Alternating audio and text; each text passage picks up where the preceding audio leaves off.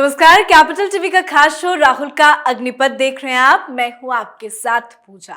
कांग्रेस और राहुल गांधी की राजनीतिक गंभीरता हमेशा से सवालों के घेरे में रही है। नतीजा अब यह है कि कांग्रेस पार्टी के सुस्त रवैये से राहुल गांधी की राजनीतिक करियर भी खत्म होने के कगार पे है।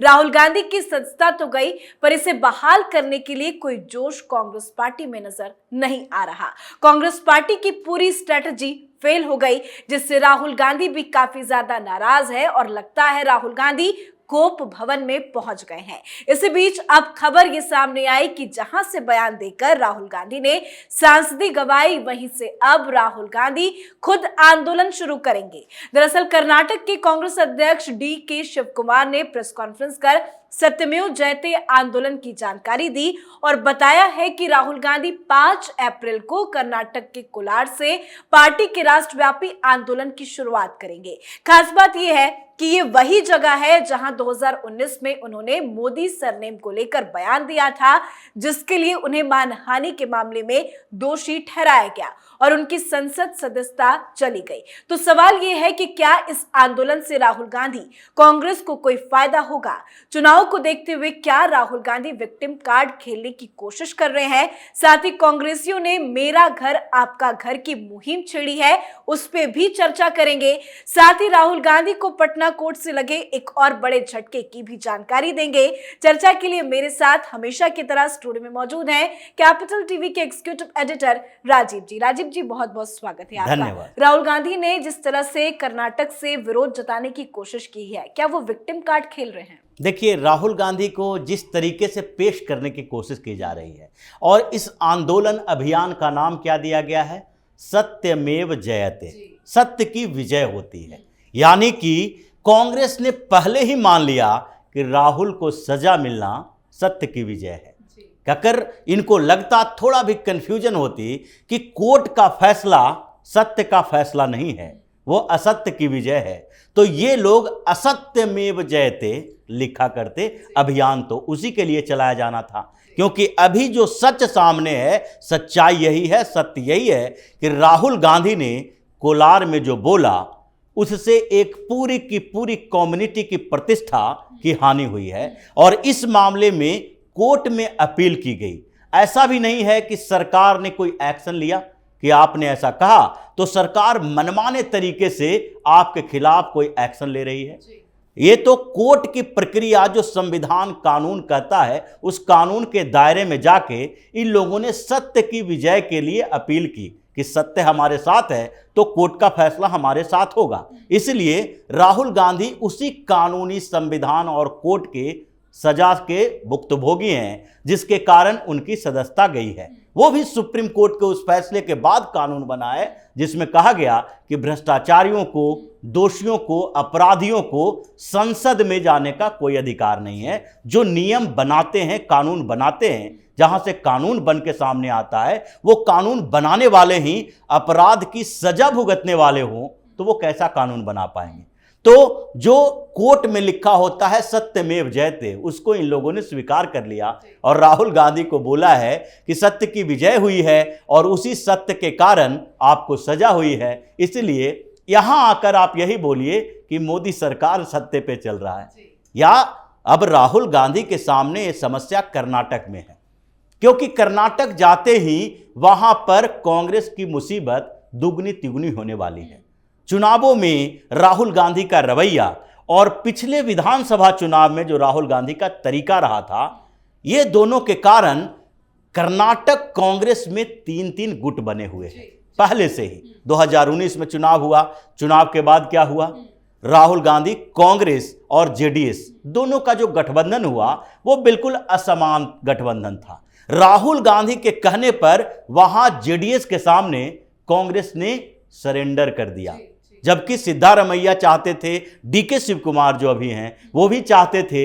इन लोगों का मानना था कि कांग्रेस वहां बड़ी पार्टी है तो CM का पद कांग्रेस को मिलना चाहिए, लेकिन सिर्फ एक ही टारगेट था कि भारतीय जनता पार्टी को वहां सत्ता में जाने से रोकना चाहिए।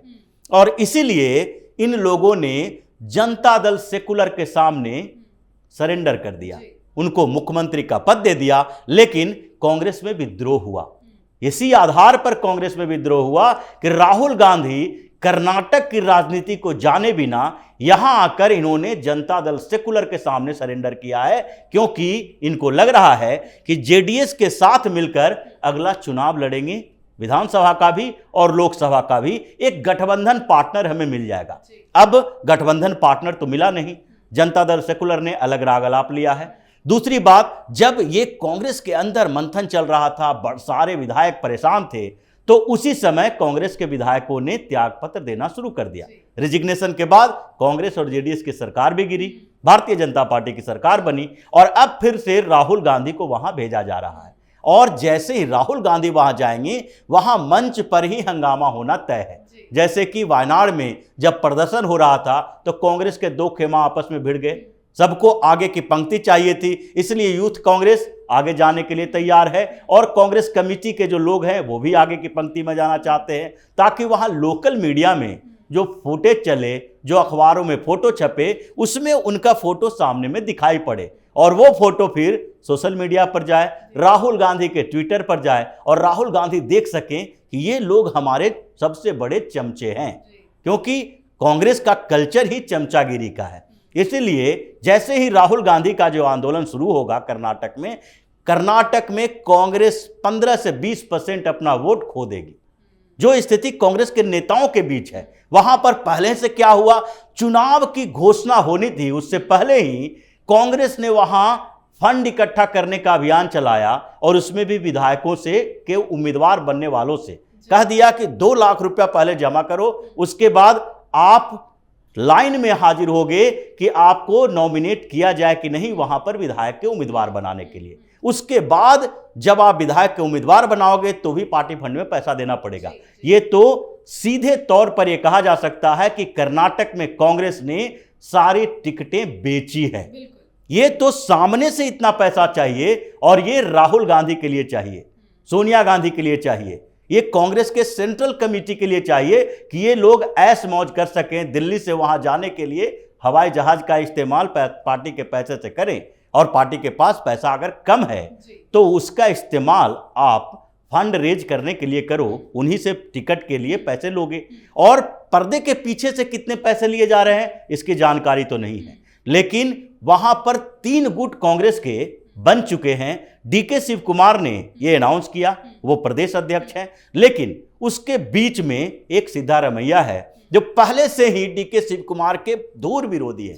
वो चाहते हैं कि जैसे डीके शिव कुमार के नेतृत्व में अगर यहां पर कांग्रेस की सरकार बनी तो सीएम वो बनाए जाएंगे। इसीलिए खुद ही कांग्रेस के नेता ये चाहते हैं कि वो पार्टी वहां पर चुनाव हार जाए। मतलब कुल मिलाकर एक तो कर्नाटक कांग्रेस में ही जंग छिड़ा हुआ है, ऐसे में राहुल गांधी पहुंच रहे हैं, लेकिन कर्नाटक चुनाव कितना महत्वपूर्ण हो जाता है, क्योंकि एक तरफ तो राहुल गांधी की सदस्यता चली गई और वो वहीं से सत्यमेव जयते आंदोलन भी शुरू करेंगे। राहुल गांधी को कितना फायदा, कांग्रेस पार्टी को कितना फायदा? देखिए, कांग्रेस पार्टी को तो नुकसान होना तय है। राहुल गांधी के जाने से भी नुकसान और बढ़ेगा, न जाने से नुकसान थोड़ा कम हो सकता है, क्योंकि ये आपस में मिलजुल कर ये तय कर सकते हैं कि ये गुटबाजी खत्म कर लो। राहुल गांधी के पहुंचते गुटबाजी बढ़ जाती है। जहां जहां राहुल गांधी गए, जिस स्टेट के जो कांग्रेस के संगठन में राहुल गांधी की एंट्री हुई है, वहां वहां विस्फोटक स्थिति हुई है, चाहे मध्य प्रदेश हो या फिर राजस्थान हो या पंजाब हो, जहां जहां राहुल गांधी की एंट्री हुई है। कर्नाटक में भी यही होगा। इसलिए डीके शिव कुमार चाहते हैं कि वो राहुल गांधी को आगे बढ़ाएं और अपने आप को कांग्रेस के कर्नाटक के सबसे बड़ा लीडर के तौर पर स्थापित कर दें, और इसीलिए वहां पर कांग्रेस को कोई फायदा नहीं होगा। हाँ, राहुल गांधी की बात है तो वो विक्टिम कार्ड खेलने की कोशिश कर रहे हैं कि हम आप लोगों के लिए लड़े, आपके यहां आकर हमने ये बोला और उसकी सजा मिल रही है। ये अवधारणा बनाने की कोशिश की जा रही है कि राहुल गांधी ने प्रधानमंत्री नरेंद्र मोदी को भला बुरा कहा, उनको खिलाफ बोला, इसीलिए ये सजा मिली। तो क्या उसके लिए जरूरी है कि वो उसी जगह पे जाए जहां से उन्होंने इस तरह के बयान दिए? क्योंकि उनको प्रदर्शन करना था तो दिल्ली की सड़कों पे भी कर सकते थे, दिल्ली में है वो, लेकिन फिर भी यहाँ पे तो कोई आसपास प्रदर्शन नजर नहीं आ रहा। क्योंकि यहाँ पर प्रदर्शन करने के लिए लोगों को इकट्ठा करना पड़ेगा। वहां चुनाव का माहौल है और चुनावी माहौल में रैलियां होगी। ये दिखाने की कोशिश की जाएगी कि रैलियों में जो भीड़ जुटाई गई, लोगों को पैसे दे दे कर बुलाए गए, वो सारे के सारे राहुल गांधी के समर्थन में आए हुए हैं। क्योंकि सामान्य जगहों पर आपको भीड़ जुटाने के लिए बड़ा मेहनत मशक्कत मतलब कुल मिला करनी के चुनाव एक मुद्दा है, क्योंकि राहुल गांधी की सत्ता जाते जाते अभी करीब करीब 10 दिन का वक्त हो गया। अब वो 5 तारीख से आंदोलन करेंगे तो वक्त और लंबा खिंचेगा, लोग तो भूल ही जाएंगे। बिल्कुल भूलने की स्थिति ही है, क्योंकि राहुल गांधी अभी भी उनकी टीम के लोग जो हैं इस बात पर अड़े हुए हैं कि लास्ट मोमेंट तक हमें ये देखना है कि राहुल गांधी के इस मुद्दे को कितना इनकैश किया जा सकता है। इसीलिए अभी हायर कोर्ट में यानी हाई कोर्ट में इन लोगों ने अपील तक नहीं की है। अब कितना इंतजार करेंगे, शायद 5 अप्रैल के बाद भी इंतजार करें, और शायद ये भी हो सकता है कि ये जो कंफ्यूजन की स्थिति है उसमें माया मिली न राम वाली बात है। हो सकता है कि हाई कोर्ट में जिस समय जाएं और हाई कोर्ट उस समय के बाद ये कह दे कि ये सुनवाई 20 दिन के बाद होगी, 30 दिन का समय खत्म हो, जमानत भी ना मिले और राहुल गांधी को जेल में जाना कानूनी लड़ाई तो नहीं लड़ रहे हैं, लेकिन सोशल मीडिया पे लड़ाई जरूर लड़ रहे हैं, क्योंकि राहुल गांधी को लेकर सोशल मीडिया में एक कैंपेन चलाया जा रहा है जिसका नाम है मेरा घर आपका घर, जिसके जरिए राहुल गांधी को समर्थन देने की कोशिश की जा रही है।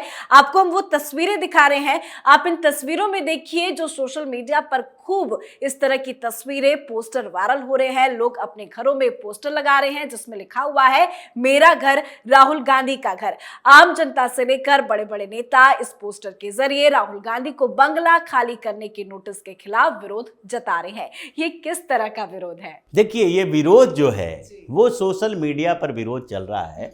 ये जब लगा कि अगर सड़क पे ये 10,000, 2,000, 4,000 लोग अलग अलग जगहों पर तो जुटाए नहीं जा सकते, एक जगह पर 500, 200 लोग जुटे तो राहुल गांधी की और बड़ी बेइज्जती होगी। इसीलिए सोशल मीडिया ऐसा प्लेटफॉर्म बन गया है कि वहां 2,000, 10,000 लोगों की बहुत बड़ी बात नहीं होती है जुटा पाना, और ये उसी अभियान में लगे हैं ताकि एक क्रिएट कर सके ऐसा माहौल कि सोशल मीडिया पर, ट्विटर पर जो ट्रेंडिंग हो रहा है वो ट्रेंडिंग इसलिए हो रहा है कि राहुल गांधी का समर्थन बढ़ रहा है। अगर सोशल मीडिया पर या लोगों के बीच अगर समर्थन बढ़ रहा है तो कांग्रेस ये गूगल के पास जाके गिड़गिड़ा क्यों रही है? अभी गूगल से कांग्रेस ने एक लेटर लिखा और उसमें बताया कि हमारा यूट्यूब चैनल जो है उसमें राहुल गांधी के जो स्पीच डाले गए थे अडानी के बारे में, उसके व्यूअरशिप बहुत कम हो गए हैं, एवरेज से भी कम, जो दूसरे वीडियो जाते हैं उससे भी कम। और इसलिए सैम पित्रोदा ने एनालिटिक्स भेजा कि हम एनालिटिक्स करके बता रहे हैं कि ये सप्रेस किया जा रहा है गूगल की तरफ से। गूगल ने साफ तौर पर मना कर दिया कि भाई आपके व्यूअर ये देखना नहीं चाहते हैं तो फिर हम जबरदस्ती कैसे बढ़ा दें, या तो फर्जी तरीके से करो, जो राहुल गांधी के ऊपर पहले भी ट्विटर के ऊपर आरोप लग चुका है कि इन्होंने फर्जी फॉलोअर्स बढ़ाए हैं। तो ये जो सोशल मीडिया के माध्यम से प्रचार प्रसार करना, हंगामा खड़ा करना, ये सारे के सारे जो एजेंडा राहुल गांधी और कांग्रेस का है वो इसलिए है कि जमीन पर इनको समर्थन नहीं मिल रहा है, लोग इनके समर्थन में बाहर नहीं आ रहे हैं। जो दूसरी राजनीतिक पार्टियां जो कांग्रेस का साथ दे रही थी, जो दिखाई पड़ रहा था, वो भी अब इनके एजेंडे को समझ चुके हैं कि ये तो राहुल गांधी को प्रमोट करने के लिए कांग्रेस ऐसा विक्टिम कार्ड खेल रही है, और जो 2 दिन में मसला सुलझ जाना चाहिए था, हाई कोर्ट में जाते स्टे लगता, वो मसले को खींच खींचकर 1 महीना तक सिर्फ राहुल राहुल करने की कोशिश कर रहे हैं। ये विपक्षी पार्टियों के लिए नहीं देख रहे हैं, ये सिर्फ और सिर्फ कांग्रेस राहुल गांधी के लिए काम कर रही है। इसलिए ये लोग भी अपने अपने रास्ते पे चले गए। अब विपक्षी पार्टियों की एकता भी खत्म हो चुकी है, इन लोगों ने कांग्रेस का एजेंडा समझ लिया। एक और झटका पटना से भी लग गया है। बिल्कुल, पटना से भी लग गया है और वहां से भी समन जारी हुआ है, इनको पेश होना है। अब देखते हैं कि बिहार में क्या होता है। ये बिहार में ऐसे भी कांग्रेस की स्थिति जर्जर है, ये दूसरे के बैसाखी के सहारे पर हैं, चाहे लालू यादव की बैसाखी रही हो या फिर अब नीतीश कुमार की बैसाखी भी दोनों हाथों में हो जाएगी, एक तरफ लालू एक तरफ नीतीश। तो ये वहां पर तो इनके समर्थन में 10 लोग नहीं आने वाले हैं। अब राहुल गांधी के खिलाफ कई जगहों पर मामले आने वाले हैं अभी, और धीरे धीरे इनकी मुसीबतें बढ़ने वाली है, जिसके बाद यह तय होगा कि सत्यमेव जयते का इनका आंदोलन सत्य के लिए होता है या फिर असत्य के जी, लिए। बहुत बहुत धन्यवाद समझाने के लिए। धन्यवाद। तो कुल मिलाकर इस मुद्दे को भुनाने की कोशिश कांग्रेस कर रही है। राहुल गांधी कह भी चुके हैं कि सरकार ने विपक्ष को सबसे बड़ा हथियार दे दिया है। प्रियंका गांधी भी सरकार पर हमलावर है। सोनिया गांधी अस्वस्थ जरूर हैं, फिर भी संसद आकर काले कपड़े पहनकर विरोध जता रही है। पर चिंता की बात यह है कि राहुल गांधी कहां से बचेंगे, क्योंकि हर दिन एक बड़े झटके की खबर सामने आ जाती है और अब राहुल गांधी को पटना के कोर्ट में हाजिरी लगाने का आदेश जारी किया गया है। पटना के एमपी एमएलए कोर्ट ने राहुल गांधी को 12 अप्रैल को सूरत जैसी ही एक मानहानि के एक दूसरे मुकदमे में पेश होने के लिए कहा है। अब देखना होगा राहुल गांधी कैसे बचते हैं। आज के हमारे शो में फिलहाल इतना ही। देखते रहिए कैपिटल टीवी। नमस्कार।